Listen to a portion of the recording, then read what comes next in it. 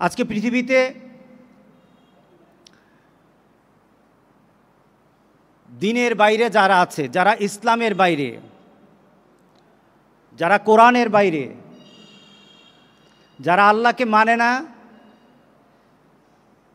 তাদের প্রচেষ্টা তো চলছেই যে এই পৃথিবী থেকে ইসলামকে মুছে দিবে, ইসলামের জাগরণকে স্থিমিত করে দিবে। গত কয়েকদিন আগে সুইডেনে, আপনারা ফুটবল খেলা দেখছেন তো নাকি? ফুটবল খেলা কি করে? এমনি দৌড়াদৌড়ি করে না কিছু একটা করে? কি করে বলেন তো দেখি?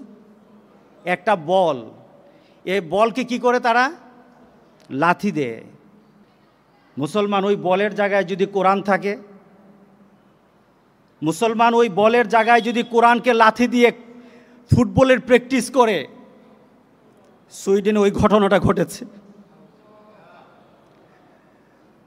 আমার কোরআনকে ফুটবল বানিয়েছে তারা।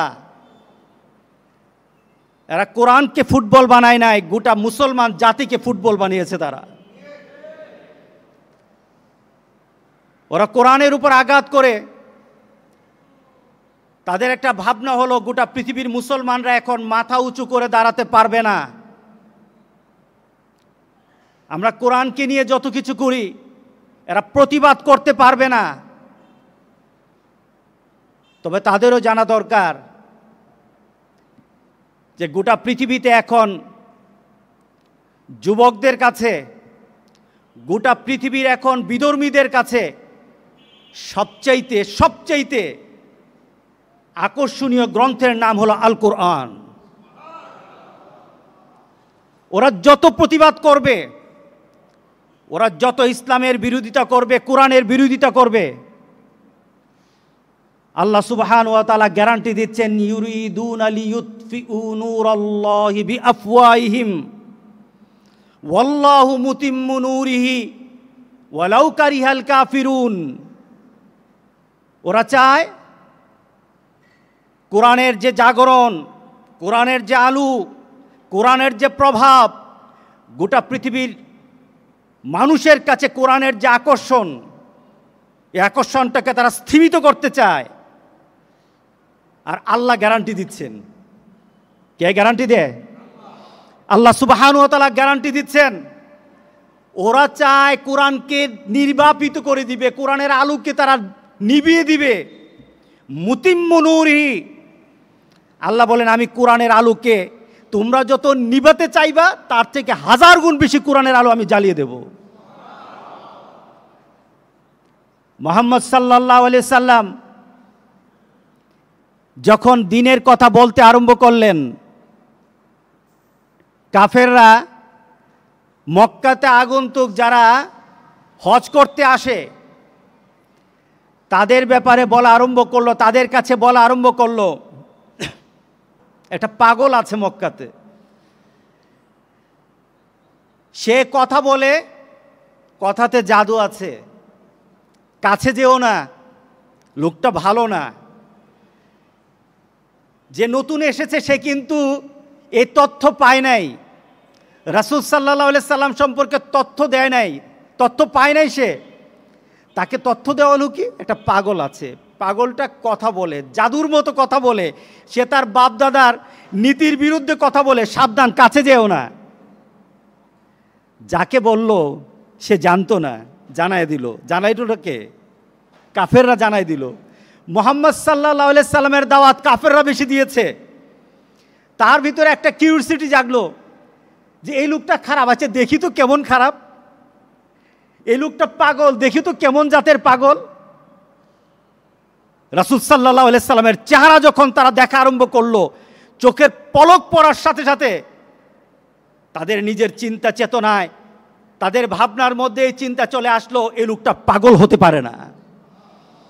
আর এই লোকটা যে কথা বলছে এটা জাদুর কথা নয়, অবশ্যই এই কথার ভিতরে একটা গুরুত্ব আছে, কথার ভিতরে একটা নিজের আত্মার শান্তি পাওয়া যাবে। দাওয়াত দিল কাফের, আর রাসূলের দরবারে তারা পৌঁছে ঈমান গ্রহণ করে ফেলল। 9/11 টুইন টাওয়ার ভাঙলো আমেরিকায়, পৃথিবীর সব মিডিয়াতে বলল মুসলমান ভেঙেছে, মুসলমান ভেঙেছে, মুসলমান ভেঙেছে। প্রমাণ দিতে পারে নাই, আদৌ পর্যন্ত প্রমাণ দিতে পারে নাই। ওরা টুইন টাওয়ার ভেঙে মুসলমানের উপর তারা দোষ চাপিয়ে দিল। এবার মিডিয়া ব্যাপী একই কথা, কাজটা মুসলমান করেছে। বর্তমান জেনারেশন ওরা শিক্ষিত, ওরা মার্জিত, ওরা কিছু তথ্য জানতে চায়। খারাপটা কেন হলো মুসলমানরা জানতে চাই। সুবহানাল্লাহ বললেন না? মিডিয়াতে বলছে মুসলমান সন্ত্রাসী, ওরা কোন জাতের সন্ত্রাসী জানতে চায়। এই চিন্তা করে তারা মুসলমানদেরকে জানার জন্য লাইব্রেরিতে চলে গেল। কারণ মুসলমানকে জানতে হলে মুসলমানের নীতি আছে, এই নীতির নাম হলো আল কোরআন, ওই নীতির নাম হলো আল হাদিস। জানা যায়, মুসলমানকে তো জানা যায়। ওই বছর পৃথিবীর মধ্যে সবচাইতে বেশি বিক্রয় হয়েছে, best sell in the world, যে বইটার নাম দিস ইজ আল কোরআন, আল কোরআন, আল কোরআন। পৃথিবীতে সবচাইতে বেশি ওই বছর কোরআন বিক্রি হয়েছে। ওরা কোরআন পড়া আরম্ভ করলো, ওরা কোরআন পড়ে জানলো মিডিয়াতে যাদেরকে সন্ত্রাসী বলে, ইসলাম সন্ত্রাস নয়, সন্ত্রাসীদের ধর্ম ইসলাম নয়। তারা গণহারে মুসলমান হওয়া আরম্ভ করল, দলে দলে মুসলমান। ইউরোপ আমার সফর ছিল, ইংল্যান্ডের মধ্যে যুবকরা এসে দাঁড়িয়ে যায়, ইসলাম গ্রহণ করব। বলেন তো দেখি, একটা যুবক যদি এসে বলে আমি ইসলাম গ্রহণ করব, মসজিদের ইমাম শত শত মানুষের সামনে যখন তাকে কবুল পড়ায় আনে, তাকে জিজ্ঞাসা করে তোমার কেমন লাগে, তুমি যে ইসলাম গ্রহণ করলা কেমন লাগে? সে ভাঙা ভালো করে শিখে নাই, সে বলে আলহামদুলিল্লাহ। সুইডেন তুমি কোরআন নিয়ে ফুটবল খেলেছ,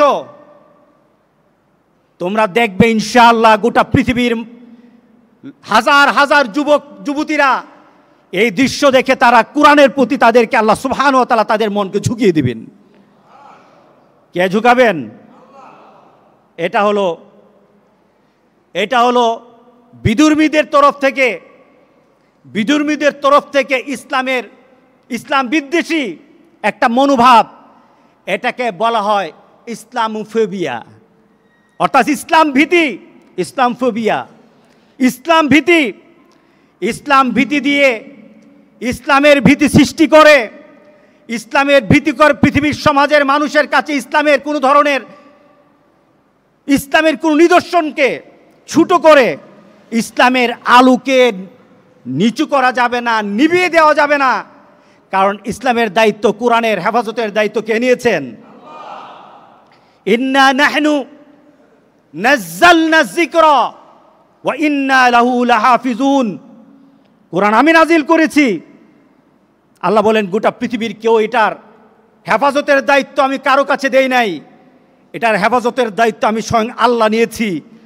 লিখিত আল কোরআন আমি লিখিত রাখবো না, গোটা পৃথিবীর কোটি কোটি মানুষের বুকের মধ্যে আমি কোরআনকে সিনাতে ঢুকাই দেব। পারলে মুছো,